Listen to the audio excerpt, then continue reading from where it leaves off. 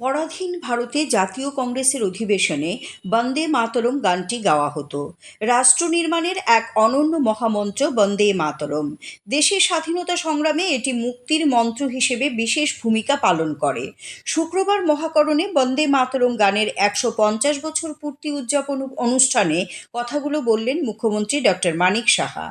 ভারত সরকার সিদ্ধান্ত নিয়েছে বন্দে মাতরম গানের ১৫০ বছর পূর্তি বর্ষব্যাপী উদযাপন করা হবে।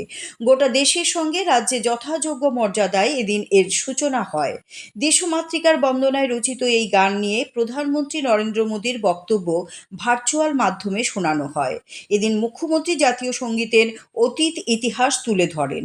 মুখ্যমন্ত্রী বলেন, আজ থেকে ১৫০ বছর আগে সাহিত্য সম্রাট বঙ্কিমচন্দ্র চট্টোপাধ্যায় রচিত এই গান দেশবাসীকে উদ্বুদ্ধ করেছিল পরাধীনতার শৃঙ্খল মোচনের মহাসংগ্রামে সামিল হতে। ১৮৫০ সালে বঙ্কিমচন্দ্র চট্টোপাধ্যায় বন্দে মাতরম গানটি রচনা করেন। ১৮৯৬ সালে কবিগুরু রবীন্দ্রনাথ ঠাকুর জাতীয় কংগ্রেসের অধিবেশনে বন্দে মাতরম গানটি গেয়ে শোনান।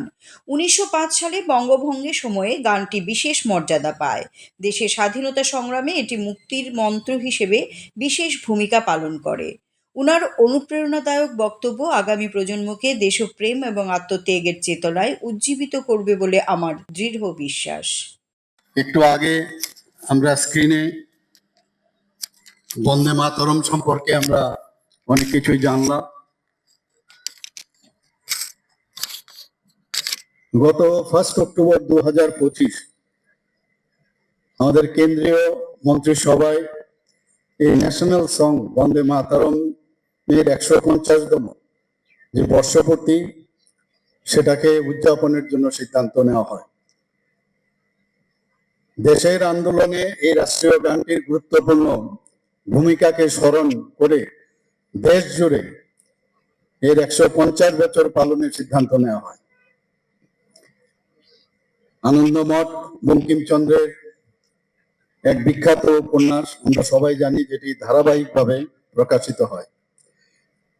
১৮৭৫ সালের ৭ই নভেম্বর অক্ষয় নবমীতে বঙ্কিমচন্দ্র চট্টোপাধ্যায় এই বন্দে মাতরম যে রচনা সেটা উনি করেন।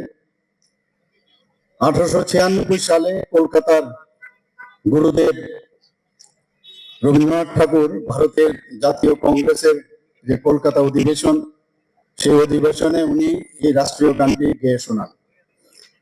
পরবর্তী সময়ে বন্দে মাতরমের যে প্রথম যে দুটি স্তবক জাতীয় কংগ্রেসের বৈঠকে নিয়মিত গাওয়া হতো, ধীরে ধীরে এই রাষ্ট্রীয় গানের জনপ্রিয়তা বাড়তে থাকে এবং স্বাধীনতা সংগ্রামের কাছে মুক্তির যে মন্ত্র হিসাবে পরিগণিত হয়।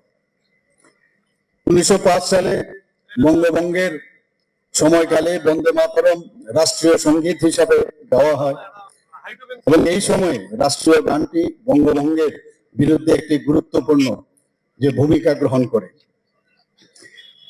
১৯০৭ সালে ম্যাডাম বিকাজি কামা, who was one of the prominent figures in the Indian independence, যিনি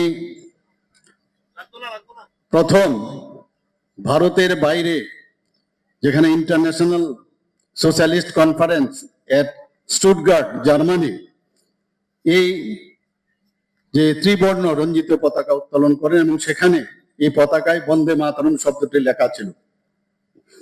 আজাদ হিন্দ সরকারের ঘোষণাপত্রের সময়ও বন্দে মাতরম রাষ্ট্রীয় গানটি গাওয়া হয়েছিল।